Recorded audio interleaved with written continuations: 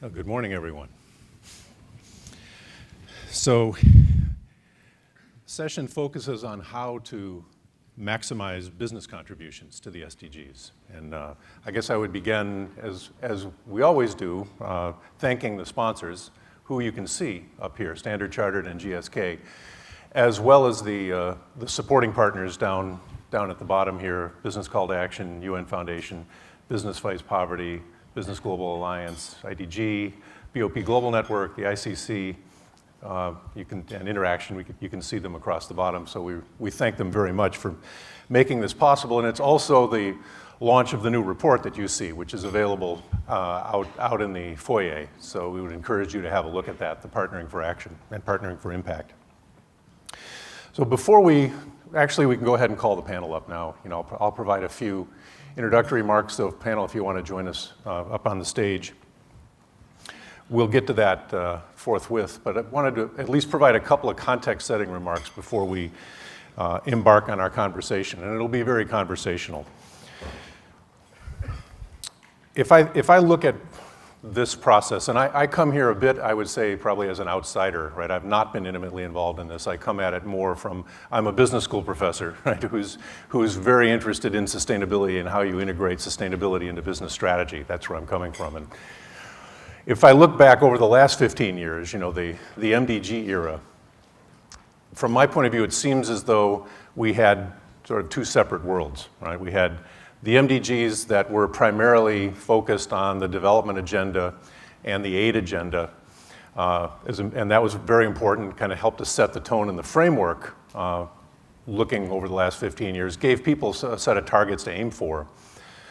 But on the business side, I think the focus was much more on what I would call, and I think is what has become enshrined as eco-efficiency, right? That's really been the dominant perspective in business for the last 15, 20 years. And on the social side, it would be more corporate social responsibility, kind of the philanthropic side of the company. It might do good work in the community or volunteer in the community, have the corporate foundation focus on social issues. Again, all very important. But these were like two separate discussions, two separate worlds at some level. And I really sense we're at a point in time, kind of in world history, where the forces are driving these two things together, right? I mean, there's a convergence that's occurring, and I actually think it's really exciting as we morph into the era of the Sustainable Development Goals, looking out over the next 15 years.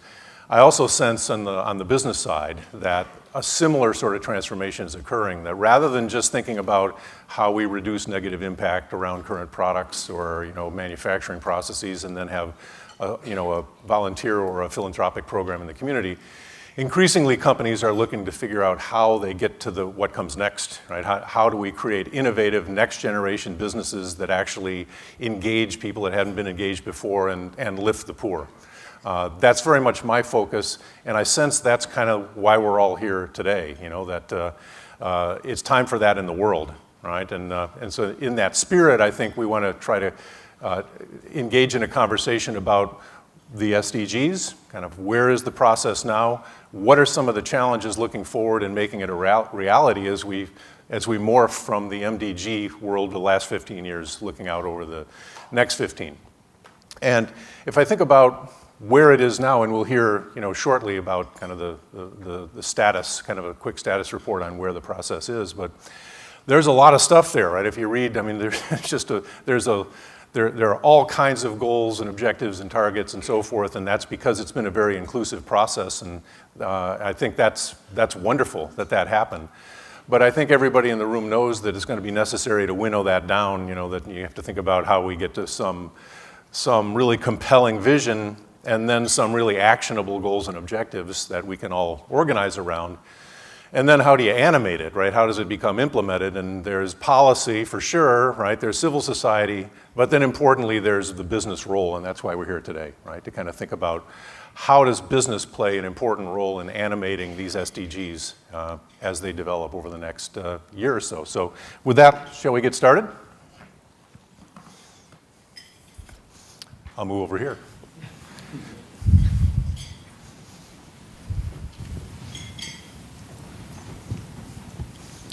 So I think probably the best way to get things going is to ask Paul, who's been sort of the lead in developing this SDG work within UNDP. Just to give us a quick sense of where that process is, kind of an update on where it is, and that will then serve as a segue into thinking about how is this different from the MDGs. So Paul, please. Okay, thanks. Well, it seems quite strange to sit here and say, well, we're almost approaching the end of this process. We've got 16 months till the 2015 deadline of the MDGs.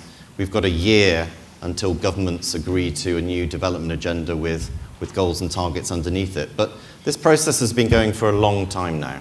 I've been working on this since 2011. Now, one of the advantages of starting early, despite the risks of consultation fatigue, is that we've had a long time to reflect on what we were able to achieve with the MDGs, and also how the world has changed in very significant ways, even in the last 14 years. So that's what we've been concentrating on in the last 24 months. And the two messages I wanted to sort of convey today were about ownership and partnerships. Now, as Magdi said, we have had unprecedented consultations, and I remember at the end of 2011 sketching out really on the back of a piece of paper how we could craft 100 national dialogues, 11 thematic consultations, a global survey called My World, which has now reached 5 million people all around the world in every single country, and including business. Now, I would say business has been, I think, less engaged than civil society generally, but still business has been engaged, and particularly in the last 6 months or so. So where are we now? We have a government-led proposal on the table that has 17 goals and 169 targets. It's quite a large thing to get your head around, particularly if you're working in a government or a place in the world where you have fewer capacities to draw on, fewer resources to spend. That said, the agenda has some really transformative things that governments and business probably need to do if we're going to set this world on a sustainable path.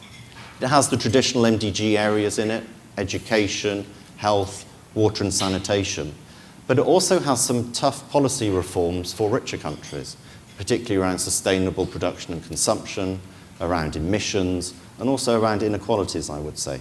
So we have a big, sophisticated, more integrated agenda than we had with the MDGs.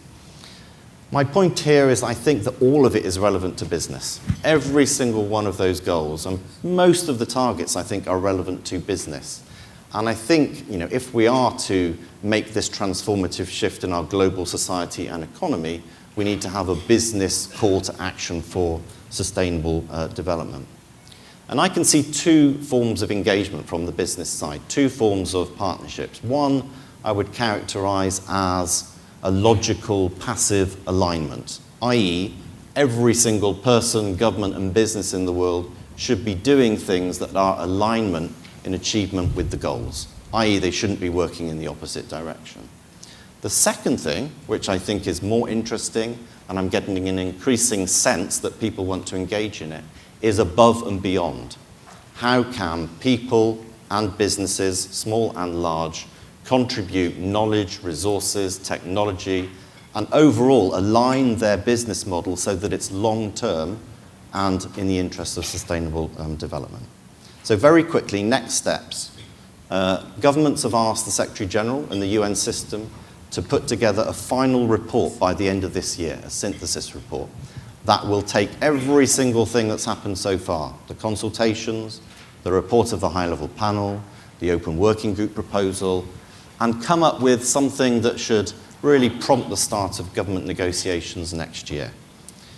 It should conclude next September with a new development agenda and a new set of goals that we can all communicate to every single person in the world, every single government, every single business, and that we can get behind. Tremendous. Yeah, thanks, Paul. So, Louise, I'm thinking maybe it makes sense to give, because Sure. you also Let have me- an important right, perspective to bring kind of from your role with the ICC, so forth. So please give Excellent. us your point of view as well. As you know, I'm the permanent representative to the United Nations for the International Chamber of Commerce, which is the oldest, largest, and most representative business organization in the world. Through our global networks, we encompass some 6.5 million companies, from small SMEs through our Chambers network to the large multinational corporations. And the International Chamber of Commerce has had consultative status at the United Nations since 1946, so it has understood the value of engagement with governments on important policy issues. So we have been observing the development since 2000. And if we go back to 2000, when Kofi Annan brought 189 heads of state to the United Nations to sign the Millennium Declaration and launch the MDGs, he also, in that same year, launched the initiative called the Global Compact, the UN Global Compact. And in fact, an interesting historic fact is that the engagement between the UN Secretary General Kofi Annan with the then Secretary General of the ICC provided the basis for the elaboration of the 10 principles of the UN Global Compact. But in 2000 already, the United Nations understood that it was going to be important to engage with business on the agenda that they were putting forward. But back in 2000, it was really little understood what the contribution of the business sector was going to be to the achievement of the MDGs. But over these 15 years, it has become abundantly apparent, and member states understand that it is the private sector that is going to be the source of poverty alleviation through job creation, source of innovation, technology transfer. So, in fact, business is very much engaged. But so what are the big differences between then and now? First of all, I think it would be, first of all, that business is part of the solution and business will be engaged, but also that we have to do this. It is no longer possible that it is a top-down or bottom-up approach. It has to be both. So when we talk about business engagement, it's at every single level. A year ago, business representatives came to New York, and on the margins of the opening of the General Assembly in 2013, we launched something called the Global Business Alliance for Post-2015.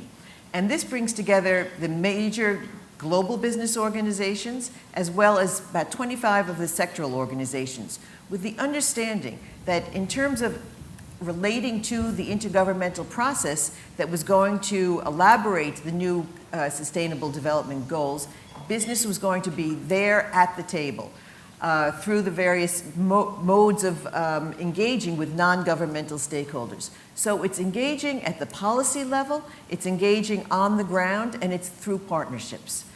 One final point. What is going to be the transformative nature of this agenda? Again, the post-2015 agenda has at its base a universality. The MDGs was more of a north-south arrangement. This agenda will be much more universal. And what is the implication of that? So the implication is that the role of the private sector of economic growth, that it is not necessarily going to be foreign direct investment, but it is going to be the ability for the private sector in the emerging market countries to become the engine of growth in those countries. So we are looking, and it is only the United Nations that can be the platform to bring together the multi-stakeholder nature of this to ensure the success of this new development agenda. That's great. Thanks. I'm thinking that it makes sense next to hear from our two business representatives. So Mark first, if you could briefly introduce yourself, and then we'll hear from Al. And finally, we'll go to Sam to get the perspective of how NGOs tie into it also. Thank you. So I'm Mark Devidasan, Head of Sustainability for Standard Chartered Bank, and it's a delight to be here and to be here in New York. We're an organization, UK bank, our core business is in Asia, Africa, Middle East, 155 years old. And very much our view of sustainability is certainly way beyond the idea of community investment, which is an important part of our bank, but the core of our sustainability agenda is contributing to sustainable economic growth through how we do business. And you know, I was in preparation for this, I was reflecting on the SDGs. It did occur to me that 17 is a rather large target. Banks and companies are relatively simple. We think of 3 targets at a time, try to get those done. Yep. But I actually went through the list and I looked at the way we do business, and I'm somewhat encouraged, I must admit. I think what a bank, for example, can do is the way you responsibly disperse your balance sheet. That's a critical thing, and it's those ESG processes, our 20 position statements, which I'm pleased to say pretty much reinforce many of those themes in the SDGs. Our particular approach to contentious industries is not to just run away from those industries. We believe, and we talk about being a force for good by tuning into partners in this world, and ensuring that when we talk to our clients, we're driving them to the highest standards. If we just walk away from a deal, whether it's in the fisheries world or it's in the metals and mining or forestry, we just walk away, there'll be another bank stepping in that won't be driving highest standards. So that's one of our thoughts. I think I think the role of finance could be made clearer. In finance, not just private sector, but the role of finance and how finance should work. I mean, I just came from Washington a few days ago. There was a Global Banking Alliance for Women session going on. It was fascinating. I was there with our business head and trying to understand what it is around the female economy. Amazing, $13 trillion economy. And people are just working out that men are different from women. Their buying needs are, and the way they look at products and services are very different. You know, when a man says I'm just thinking about it, he's actually out the door. When a woman says I'm thinking about it, they're actually thinking about it. And banks really haven't reoriented their products and services around that agenda, and that is a core agenda here within the SDGs. So it's around the female economy. It's the role of banks in supporting SMEs. It's a huge commitment. We made a CGI commitment to supporting SMEs last year. So it's in that space. But I feel that there are some of the brightest brains on the planet, including Paul, working on the SDGs. I think it's appropriate for the private sector not to second guess that, but to try and tune into those core themes. Well, there's a lot there you can get your hooks into, right, at some level. I'm encouraged we've got our hooks into many of them already, but yeah. I think fine-tuning and rebalancing, I think that's the key. Or, you know, the way I've tried to think about it is that right now it seems like there's a panoply of goals, right? They're called goals. Yeah.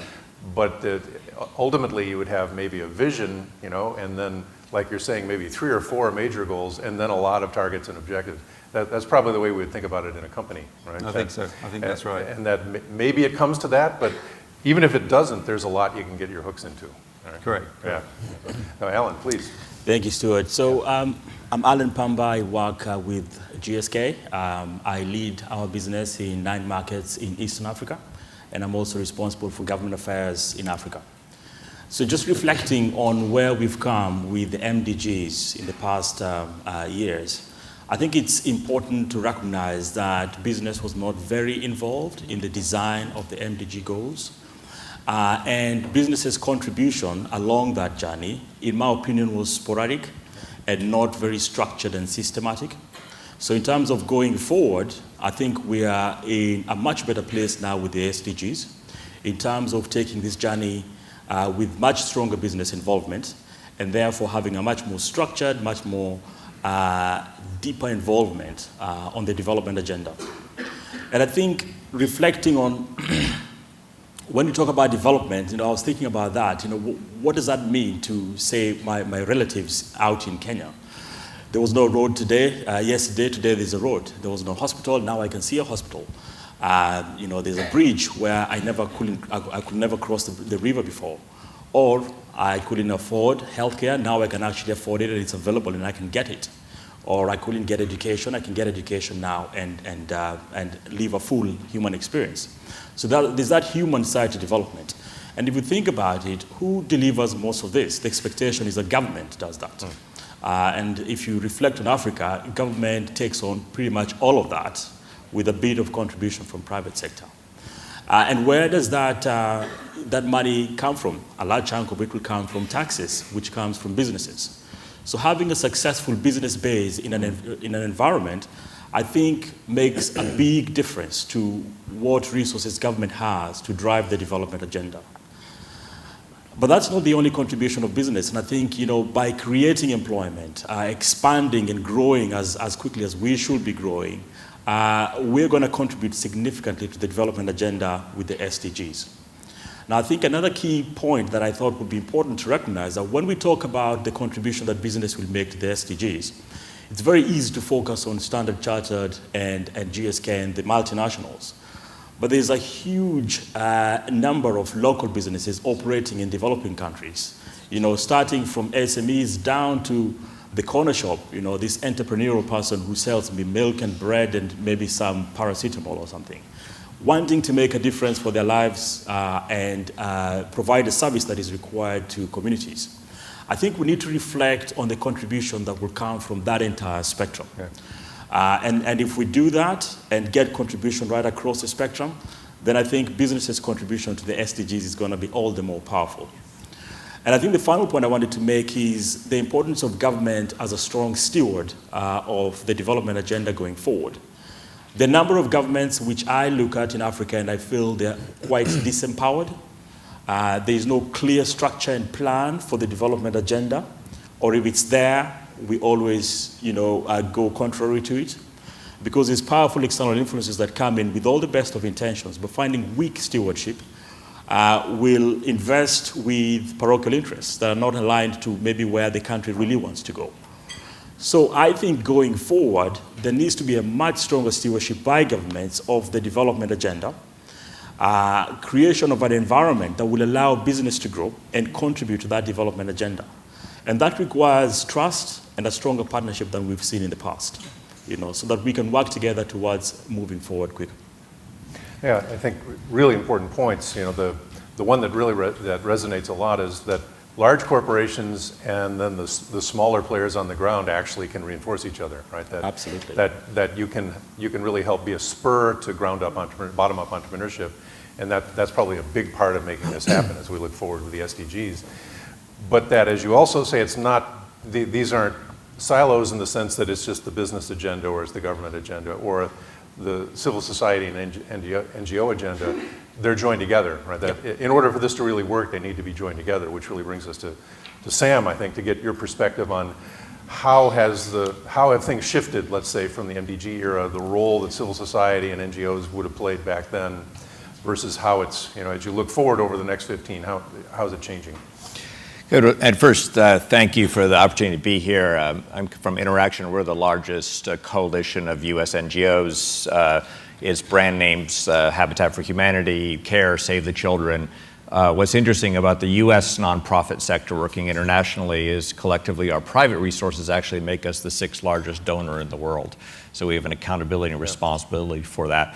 But I think that the change here, we're talking about new goals. And the last set of goals, just to give them credit, have provided a degree of focus. They've been an organizing principle.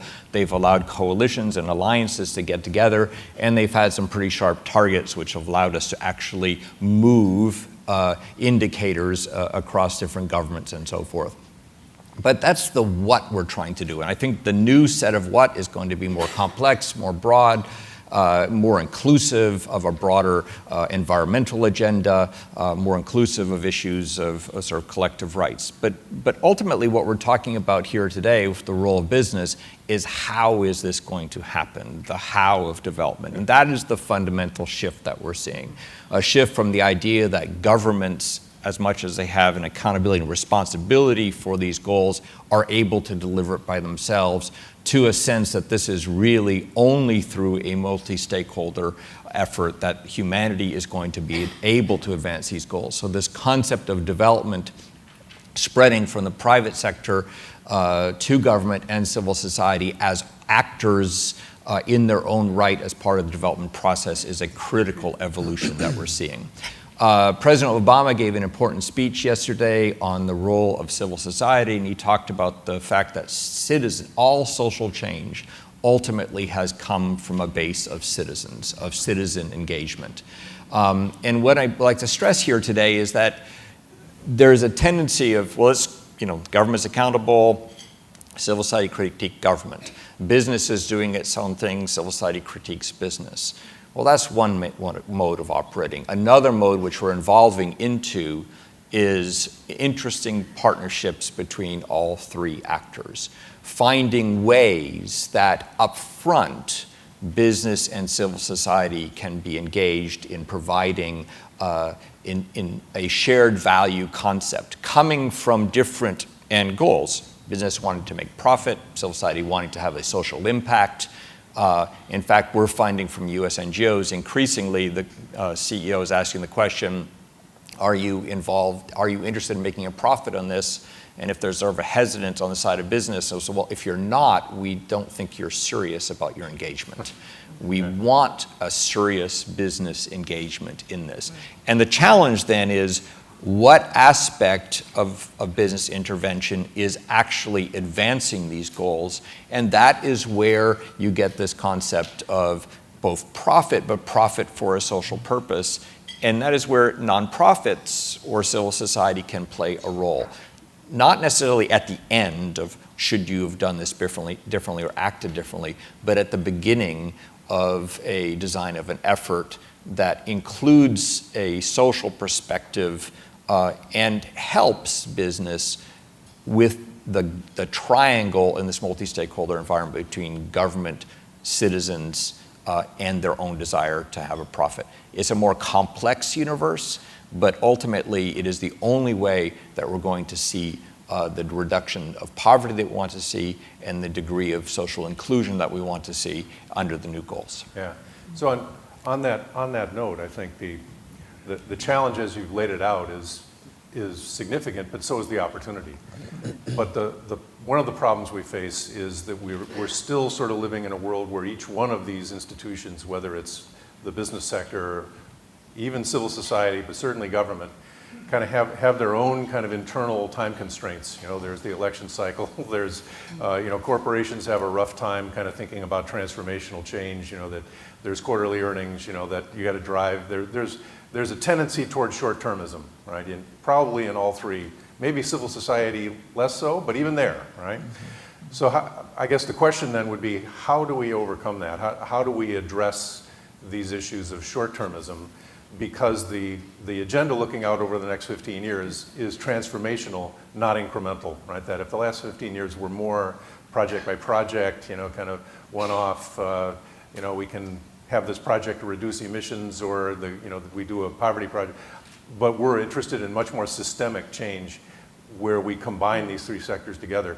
How does that work? How do we overcome those forces of short-termism? And maybe Louise, you give it a shot. Yeah, I can lead off. Well, first of all, I think two things. In point of fact, actually, business does have an element that has the long term. I mean, if you look at a company like Coke or Unilever, they actually do, thinking in terms of what's happening in the next 100 years. Yeah. But so it's not totally new for business to have a long-term perspective. But also there are the elements within these 17 goals. Many people will say, as you mentioned, 17 goals. Well, that's just too many. But it provides in it the elements of being able to take the long-term perspective, because there are these transformative elements. And some of the issues that you raised, if you look at Goal 8 on economic growth and Goal 16, for business, the real transformation will be Goal 16, which is around good governance, rule of law. This embodies the notion, of being able to dialogue with governments and to basically change the whole atmosphere, this whole enabling environment around for business. It's about getting rid of corruption. And this is the biggest problem for business. And as you mentioned, the opportunity right now to expand that SME sector, economic empowerment, the growth of the SME sector is enormous. And we saw that for the continent of Africa, it provides an interesting example. If you look at what is left to be done for the MDGs, of course, Africa comes to mind immediately, because there's tremendous work that still needs to be done in terms of reducing poverty and some of the other issues around infant and child mortality and maternal mortality. However, the opportunities are the greatest. 9 out of the 10 fastest growing economies are in Africa. So the opportunities are enormous. So I think that if we, and I think that this broad agenda that will be discussed and negotiated by 193 member states, it is the G193. There is no other organization, there is no other platform as robust as the United Nations.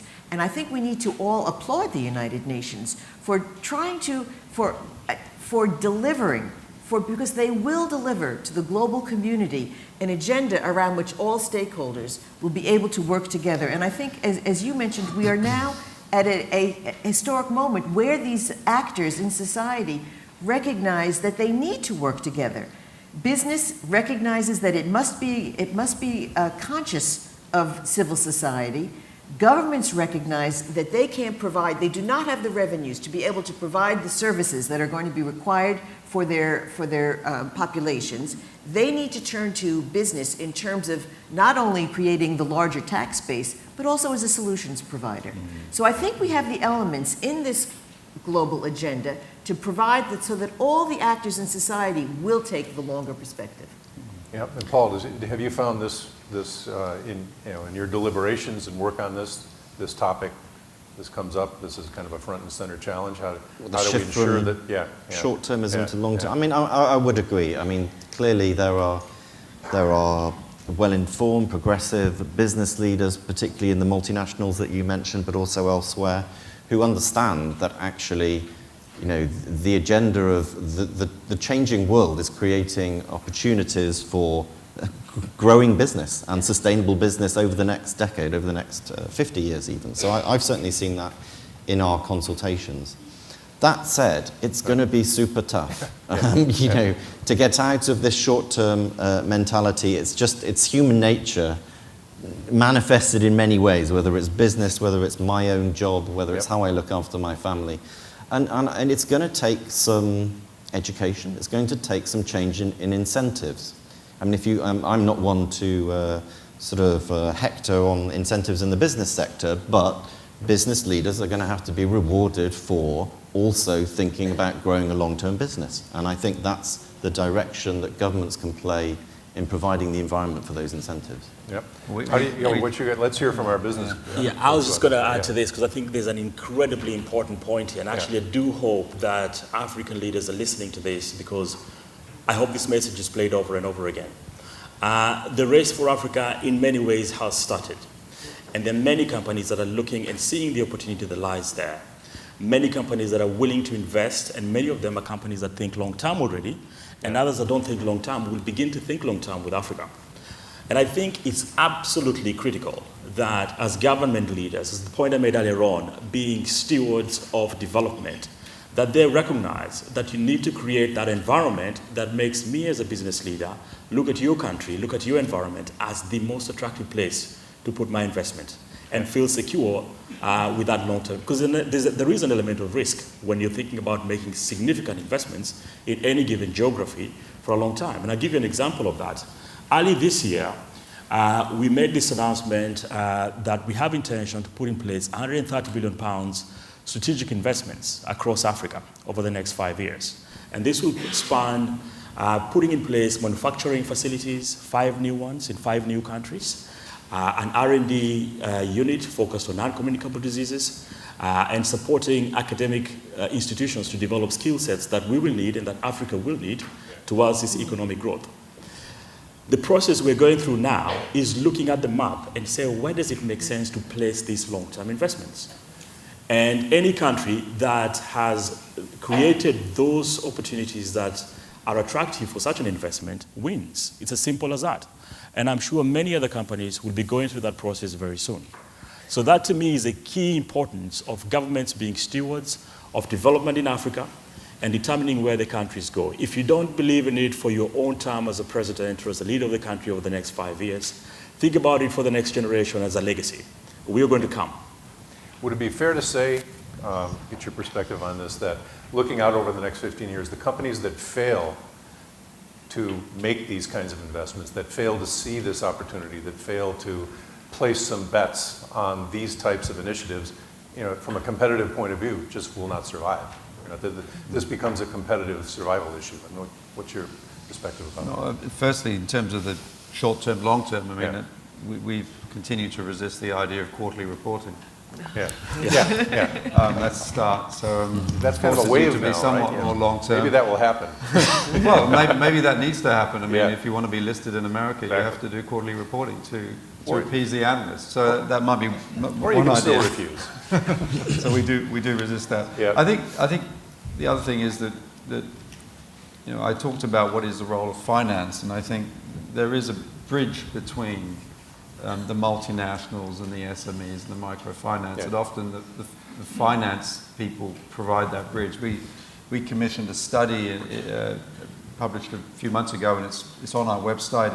It's our social and economic impact of our sub-Saharan African business. It was produced by academics on our behalf. We were just curious, post the financial crisis, everyone hates banks, or particularly in the OECD. And we wanted to understand better for ourselves the social purpose of banks. And we did basically a deep dive into our sub-Saharan African business. We used Zambia, Ghana, Nigeria, and Kenya as proxies. And it was fascinating what we found. I mean, if you take, for example, a Kenya versus a Nigeria. Nigeria is a somewhat less complex economy because some of the basic infrastructure is not there. So companies vertically integrate. So when we give them some money, it's quite the direct impact is the major impact on that economy. But in a more complex economy like Kenya, which is much more complicated, a lot more supply chain, a lot more flows, cross-border flows, trade corridor flows, that's where the leverage, the multiplier effect starts to work. And we actually found our presence in sub-Saharan Africa contributes to around 1.9% of GDP and 1.2% of employment, one of the largest taxpayers in the entire region. And that's not just Standard Chartered, that's companies like us that behave like that, are able to, by supporting you in Africa, there's all the supply chain that we support through our SME and microfinance business. So it was a fascinating journey, and I would recommend you read that as a proxy for what multinationals and business can do around employability, tax, and supporting business. And the other thing I would say is, and this is around the governance side of things, I've been talking quite a bit about our environmental social governance processes, particularly around the way we use our position statements, which we have 20, which is not far off 19 SDGs. Working with, and this is the collaboration, we've just joined the Banking Environment Initiative, which is a group of banks that are trying to see how we can kind of lead the way with setting the tone on some of these issues, on our approach to whether it's palm oil or forestry or agri. How can we start changing the way we track, measure, mentor each other to do the right thing? We were talking before the session began about this notion of resilience, and I thought you made a really interesting point about your company, right? That to me, that's one important factor in sustainability. Maybe you just say a word about that. Well, I mean, this is my 30th year at Standard Chartered. There's sustainability for you. But Standard Chartered, 150 years old, and we've been through world wars and 1929 as well as 2007, 2008. I mean, since 2007, our balance sheet's grown 500%. And at the simplest, we still give people home loans, car financing, and at the more complex, we've really been driving our SME business, and we made a CGI commitment to microfinance. We don't have a network to provide microfinance to individuals, but we committed to finance microfinanciers. Right. And that $500 million commitment is now $1.6 billion, and it's a nice little business. And profitable. It's not a charity business. Right. So another pretty strong business case for the way we're absolutely. thinking. Sometimes you need to set yourself crazy goals, and then when our CEO made the CGI microfinance commitment, everyone went, well, we don't have a business. Someone had to form one, and I think sometimes, let's say around SDGs, some CEOs are going to have to say, well, let's go there. I mean, I'm interested. I think that the female economy issue is a really interesting, it's crazy, it's not a minority group, it's half the planet. But we haven't oriented ourselves, other than a few case studies in Korea and a few places, But we've got community work around adolescent girls and empowerment programs. But to complement that with a business plan, Yeah. I mean, that's really the Half the important sky. thing you need to do. Indeed. And so, Sam, in the civil society space and NGOs, they have their own, own issues around short-term, I suppose the grant cycle or what have you, but how do you see that changing as we kind of move into the next 15 years? I mean, what's interesting is when you look to the long term, the interests, the common interests or overlapping of interests between civil society and business is tremendous. We all want sustainable growth. We all want more inclusive growth. We all want an enabling environment where there are rules of law and degrees of transparency with government. I think the challenge is translating these concepts into the day-to-day work. And I think from a sort of US NGO perspective, not civil society writ large, I think our challenge is, we'll do a project and you'll impact 200,000 lives and you'll say that's great. And let's say you're Heifer International and you're working in livestock and milk and you get things going. All right, you've helped ultimately 1 million smallholder farmers as Heifer. Well, that's very good. But that's not going to have the impact that we need to have. And so in their case, they're trying to add a 0 to that. And as they then look to value chains to linking that, all of a sudden you find a US nonprofit associated with 17% of the milk market in Kenya. Or in the case using the microfinance example, microfinance coming from civil society as a tool to engage the poor. I remember in my previous job, we were able to reach 100,000 women through microfinance activities. But to reach the hundreds of millions, you need a bank or someone else to take that infrastructure and bring it to another level. So to me, it's the merging of these two structures and enabling each other to some extent. When you said we didn't have a business in microfinance, well, we had a business in microfinance, we just didn't have the capacity to bring it to scale. Yeah. And I think that what we are finding is corporations, to some extent more than governments, interested in the long-term market and the creation of a market. And what we're interested in is, well, what is the nature of that market? To what extent does it include marginalized populations? To what extent does it have a better environmental sustainability? And so having that perhaps conceptual conversation ultimately then needs to be brought into the short-term projects for that first step of investing in Africa and so forth, recognizing that this is going to be a long-term market.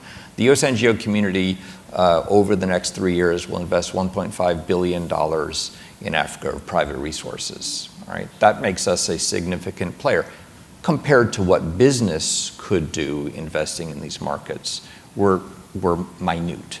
But what we're interested in is, can we tie those short-term investments and the need to make a profit to these long-term goals of a more sustainable economy, of greater inclusion, and ultimately, can we together push governments on greater transparency, on greater rule of law, and so forth. And this is where I think there's a potential alignment. You'll see that I'm an idealist. I wouldn't be in civil society if I didn't have this idealism. But if we don't have this sense of what we could create, what we're going to find is short-term projects that get a return, or NGOs helping 200,000 people.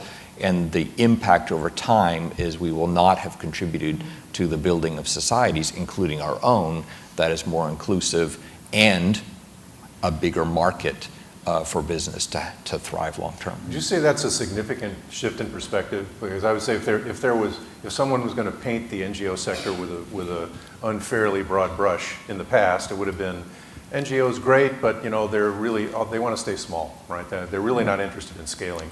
And what you're articulating is that's a completely different perspective. It's really saying, how do we become part of the scaling process? And again, I'm talking about the large international NGOs that are our members. So we can't talk about civil society at large. But if you're one of our large members, World Vision, you have 53,000 staff around the world in 190 countries. You are a multinational nonprofit. Right. And when I talk to my friend Helen Gill at CARE or whomever, they are interested in, yes, having their impact for their projects, but we want to leverage and be leveraged. And then in return, it's to what extent are key social indicators being met in the projects? Yeah. To what extent are we able to help a Standard Chartered or a GSK advance their own sustainability goals while recognizing that they're wrestling with how to do that within a difficult, complex world, and recognizing from an NGO perspective that contributing to shared value approaches of corporations is going to be a long journey. And this gets back to a word you mentioned, which is trust, and that building of trust between sectors, including government, as providing a frame, is ultimately what we're going to need to do to move this agenda forward. Can I just please. make a comment? I was building on that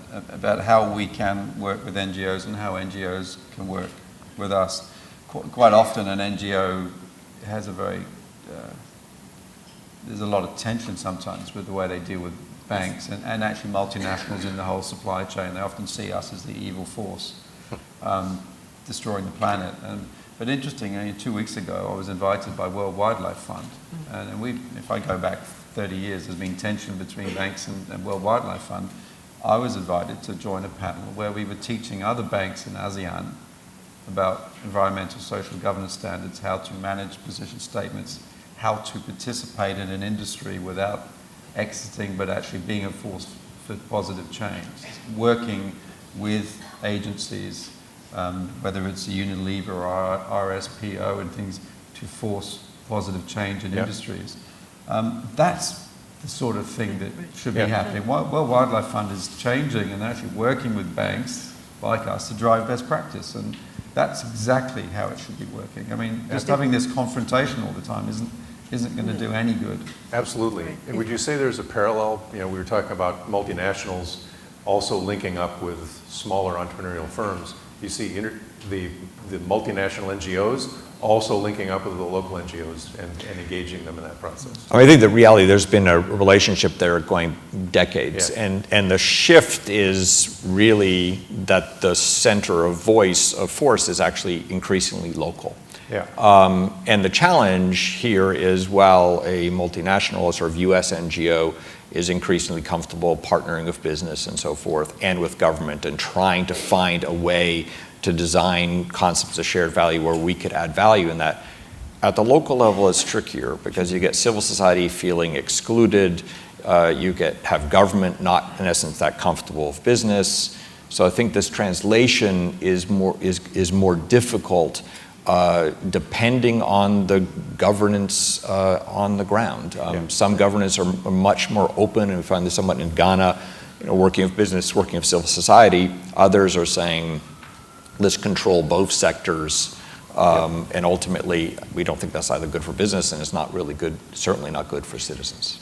Please, go ahead. Just to also build on these prior comments, I think that what we are seeing is that, again, this new development agenda is allowing actors in society to see their common shared values.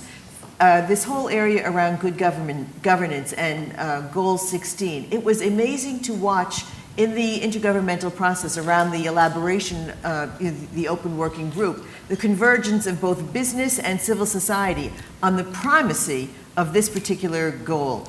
And I think that, as you mentioned, the UN will set the agenda. It will not be legally binding, but the actual activities will be, of course, be at the national and local level.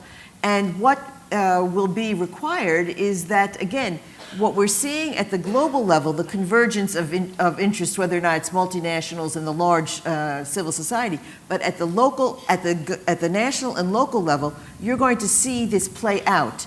And what we're learning now is that there are a few areas that, as we come to the table, our language is different. So we're just learning on how to talk to each other. And I think, that's already a step in the right direction, and that we have to understand that we can't have the same expectations. When you sit by an intergovernmental process at the United Nations, progress is measured by the change in a comma. So you have to understand, or whether or not a phrase is changed.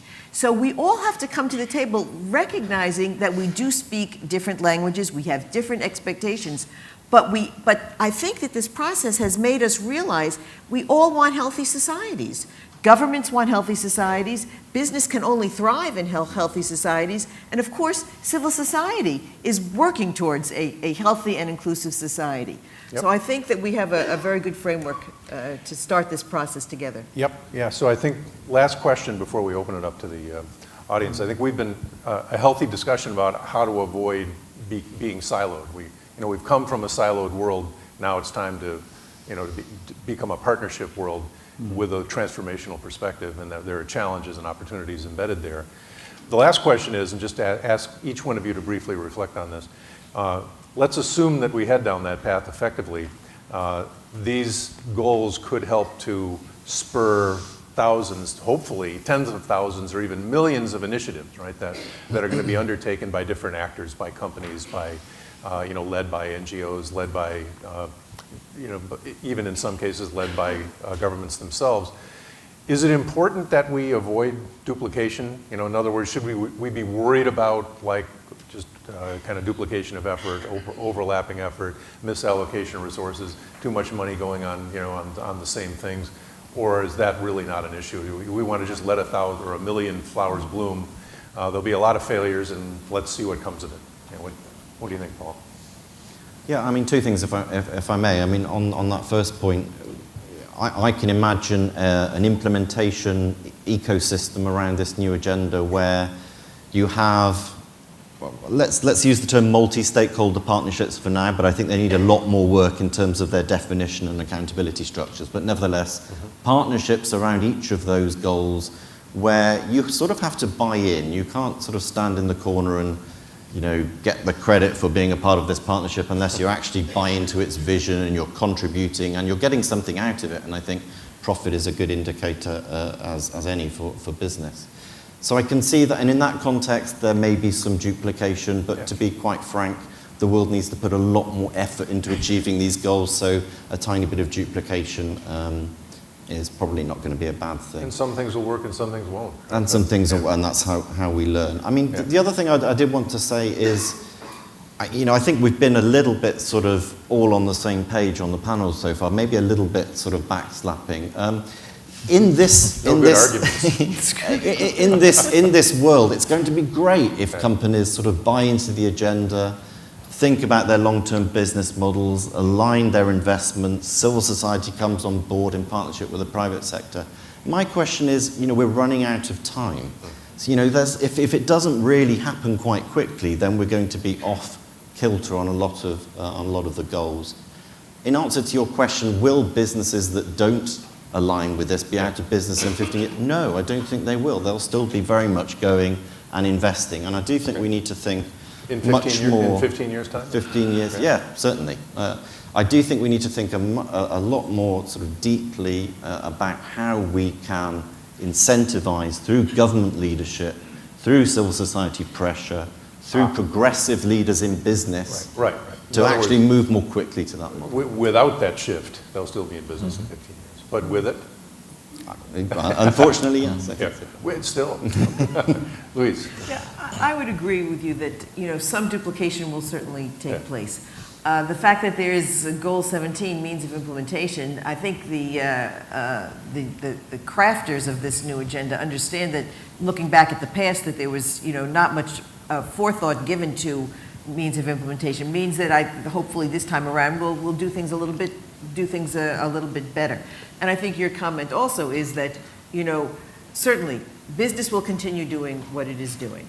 And what we would like to see is that more and more it contributes to sustainable development. And I just think that that is the perspective that certain leaders, both in business, in civil society, can play that role of expanding that group.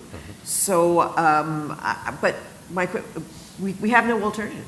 We just have to keep we just have to keep moving forward in the same direction. I think banks have never struggled to work together. You just look at any big deal, there's a tombstone and there's a list of players all with different roles. So, I mean, it's in our nature to do that. I mean, we compete, but quite often we leverage our collective capacity. So I think that's something that isn't going to be a struggle for banks to do. I mean, I had some fantastic conversations in Washington with a group called We Connect, which is looking at finding it's actually female-owned and managed businesses and connecting it into the supply chain. I was talking to the IFC. These are just natural places to have conversations about how a bank can work with these groups to add value. I think the other one is, I've kind of said it, but I'll say it again. I think around the community investment area, and that is a natural part of all large companies, the SDGs will help us, and we should stay focused within those parameters. I think that there are many flowers blooming in different areas is okay, because but as long as we don't go out there trying to second guess new ideas, new themes. You know, there's the CEO's wife's new idea for a charity. I mean, I think that stuff has got to stop, and that we ought to all start moving within the framework. But I think there's enough choice in there, particularly with the volume of goals, that we can actually all start pointing in the same direction. The volume goals and the challenges that we face. Yeah. There's probably no shortage of, the more initiatives, the better, right, in some sense.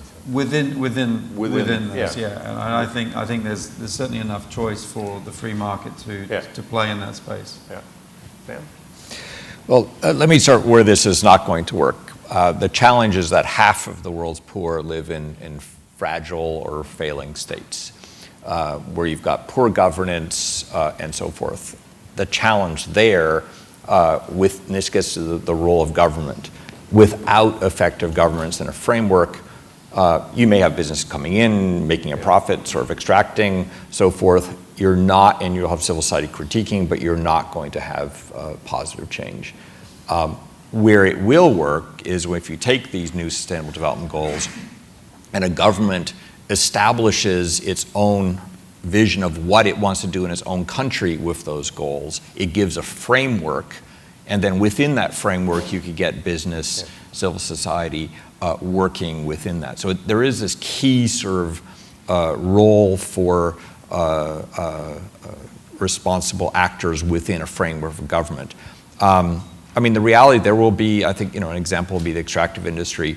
There will, it's hard to mine anywhere in the world without someone Googling where you're mining and digging a hole. You can't dig a hole anywhere without someone seeing it. That doesn't mean that there aren't, irresponsible companies simply digging a hole and getting, having a very negative reaction of societies and so forth. That said, Oxfam working with a significant part of the mining industry are very much on how do you have a more engaged, responsible, extractive industry that is there for the long term. So I think it is not, to me, it's not sort of black-white, but there's this long sort of gray area of how do we work within a government program. How good is that government at creating a framework within which everyone should work? To what extent are businesses participating within that framework as they make resources? And to what extent is civil society able then to partner with business to create that thing? We've been talking about the positive element when this all lines up. Unfortunately, in fragile states is the area where we're going to have the toughest time doing this. And both will exist over the next 15 years. Distinct from failed states, right? Failed states, yeah. But that to some degree, if this works, then you have the sort of bottom-up entrepreneurship that we're talking about, that's an important positive force for better governance. Right. Yeah. And you get the fastest growing countries in the world are in Africa. You get this, and then you go to South Sudan, and you go, oops, okay, there isn't the movement there. So I think we're seeing forces in both direction, but ultimately there's more the sense that someone has a potential for a job, that they have a voice in their society. The more stable societies are going to be, and that is our long-term hope. Yep. I couldn't agree more. I think the role of government in streamlining investments to avoid duplication, create efficiency with the limited dollars that come into countries is critical. There are governments that at the moment do that very well. If you go to Rwanda, for example, they are very clear on what their health strategy is. And if you're coming in with yet another pilot, because Africa is suffering from pilotitis actually, there's tons of pilots going on. Everybody's trying out an app on one thing or another. So if you go to Rwanda, they are very clear. This is the plan. and let's see where your initiative fits. And if there's someone doing it, they'll say, well, so-and-so is doing it, do you want to join them and do this together? And if you don't, they say, fine, thank you, take your money somewhere else. They're very clear about that, which is good, especially where it's clear that that duplication will not result in efficient use of those funds, probably put them in an alternative. So government stewardship towards that at country level is critical. To the point already made, a number of countries have challenges around this. We need to work around that and see how we improve on that. But I think also within the health sector, in our industry, it is a challenge, still is a challenge. If you think about developing new medicines and vaccines, especially for diseases of the developing world, we have to be incredibly efficient where you're developing a product for essentially a market that's not formed. And so you've got to be very clever on how you're going to make sure you recoup that investment when you come out. It costs about $1 billion to develop a new product, and 15 years, a huge investment. So if you think about a neglected tropical disease like leishmaniasis, or one of the many neglected tropical diseases, there's no sense for 14 companies starting research on 14 different routes. Because the attrition rate is very high. You get to halfway through the journey and then you have to close the program after spending a significant amount of money. So collaboration at that level is increasingly being recognized to be more and more important. And I see a lot more collaboration happening at the early discovery, essentially non-competitive stage. And then deals being worked out on how you get a product to market. We will need to see more of this going forward to encourage development of products that help with the SDGs in the developing world in the new iteration. Yeah. Thank you. So we have about 10 minutes and some time for, I see a couple of hands. I don't know if we have microphones, so we do? Yeah, we do. We do have a microphone. So we'll come around with a mic, and I would ask that when you ask your question, please identify yourself and also who you'd like to ask the question to. So where did I see it? Yes, please, right here. Thank you very much. My name's Claire Hickson. I'm from Trio Policy. This is mainly a question for Paul, and it might be the question he least wants to have, which is about the process for the next year. You mentioned the Secretary-General was going to report in, I think it's November, isn't it, with a report, a synthesis report. But the process after that is a bit mysterious, so I was wondering if you could shed some light on that. How will the actual negotiations on that report take place? Will there be intersessional meetings? And also I wanted your thoughts, and other panellists might have views on that, about how businesses and NGOs can influence that process.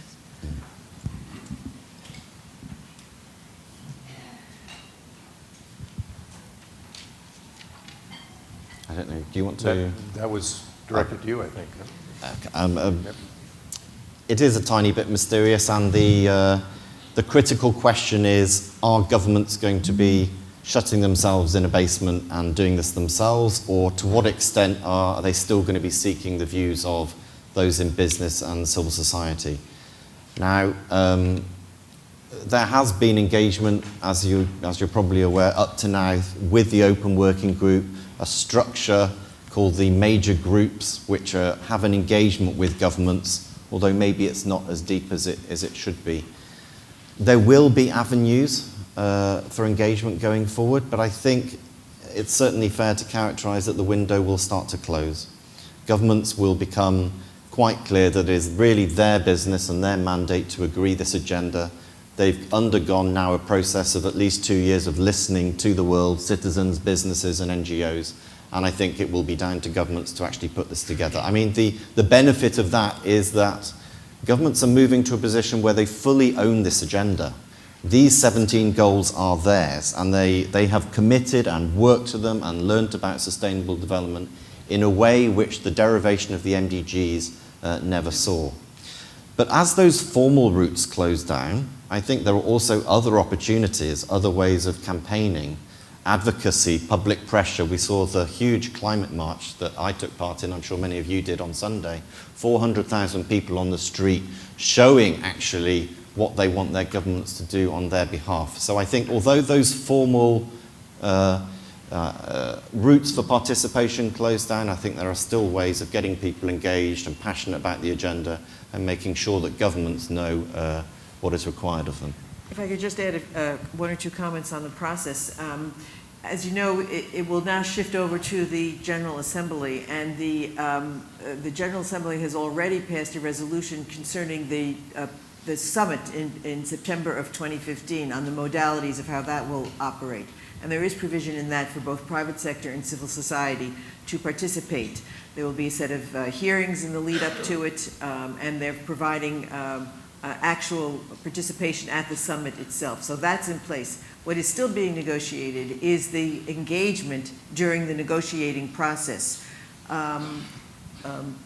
after January of 2015.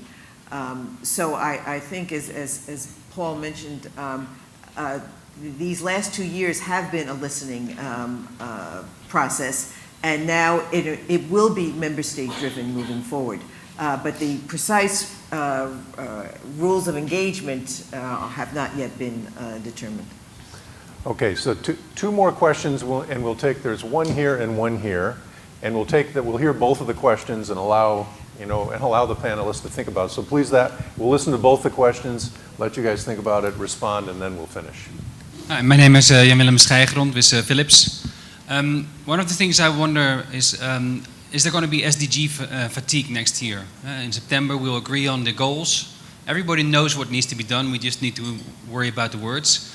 But then, just like with the MDGs, are we going to have a period of 5 years afterwards where we do nothing? And to avoid that, what is the role of civil society and industry to make sure that September next year we get down to business and start with the implementation? Because we know what needs to be done, it's just the wording. So we don't need the wording to get it done. So what needs to happen on the first? How do we make sure that action happens? Who would you like to respond to that first? Well, interaction and one of the business leads, maybe our friend from Kenya. Okay, and then the second question over here, so you can think about that one. Second question here. Yep. Hi there.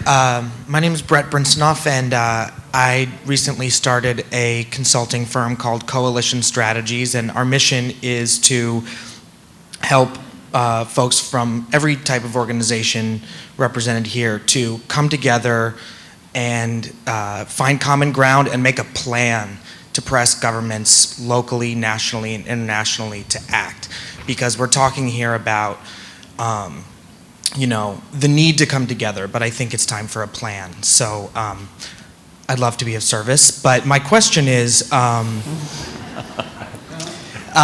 this is a business forum, right?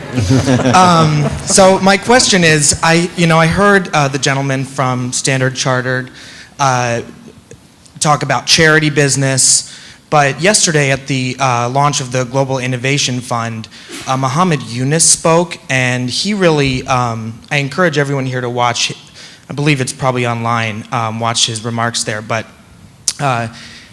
he talked about the value of business not necessarily being about profit first. And I have been reading recently. If I could ask you to get to the question. The question is, how are we going to, everyone here, look beyond the triangle of civil society, business, and government and work together to fund and support those businesses that are really about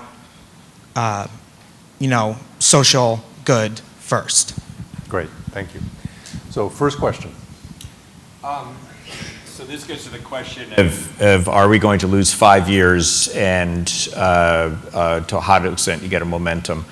The good thing about this set of SDGs is as they follow on the MDGs, there is the momentum associated with the Millennium Development Goals that is going to continue. It has created coalitions. Those coalitions will continue. New coalitions will form around new goals. But ultimately, I bring this back to Philips and your business model as you've looked to reduce the carbon footprint of lighting and to change your approach to lighting in the world as a company. That momentum that you're creating is going to continue for the next 15 years. I think the challenge is, and this gets to the concept of duplication and so forth, is the degree to which business and civil society organize themselves around these new goals. And the heart of that, in my mind, is issues of transparency. We have through NGO Aid Map, we're mapping the entire footprint of the US NGO community, every single NGO project in the world. The idea here being that if you know what all the NGOs are doing, if you know what Philips is doing in terms of its efforts of a more sustainable lighting structure, and then go across multiple businesses, coalitions will form that are associated with the different goals. And that complemented with a framework from government is where we're going to get to the energy to move this forward. Thank you. And the second question, who would like to take that one on? Let me try. I think, well, maybe first and second question. I don't think we need to wait till September to start tuning into the Millennium Goals. I mean, the Sustainable Development Goals, they're pretty clear. I don't think they're going to change radically. So all I'm doing is just working out how coherently I can point the bank in the right direction. So I don't think I need to wait at all. The second one is that we are going to continue to be profit motivated as an organisation. That's in our nature. And the only way you can responsibly drive change and drive sustainable economic growth is through participating in the real economy. I think that won't change. I mean, if I would declare my aspiration for our company, it's a simple phrase, but moving from doing less harm to doing more good. Doing less harm is not a bad thing. That is about the standards by which you participate in the real economy and make sure that it is as responsible as possible. And that's through the standards you set and what you will and you won't do. So that's a critical thing, and I'd like to see more banks and companies working like that. The doing more good piece is the harder piece, and it will need collaboration. Whether it's making commitments to fund renewable energy projects, we put about $10 billion on the table to renewable energy projects in the last 5 years. I would argue that's doing more good. That counters the funding of traditional power and mining and things. I think it's all about finding that balance, and we all hope, and we will see new industries emerging, and my responsibility is to keep pushing the business to be open to new types of industry that may be marginal right now. Yeah. But I think working with NGOs and government funding partners for them to help leverage the banks' capability to fund this like a normal business. I think that's a wonderful way to kind of put a bow on the session, because if the last 15 years were about being less bad, the next 15 years have to be about being more good. Yeah. And there's nothing inherently wrong with profit, right? Profit's not evil, and it's a question of how you earn it, right? That's the question. And if we look out over the next 15 years, it's going to be all about that kind of transformation. My own view is we look back 15 years from now, if we're all still around, we will be astonished at the rate of change. What happens in the next 15 years is going to amaze all of us. Because I think we've been on this this part of the S curve, and it's about to hit the inflection point. And it's going to be a really exciting time, and I'm hopeful that the SDGs can play a catalytic role in that. So I want to let's thank all the panelists, please.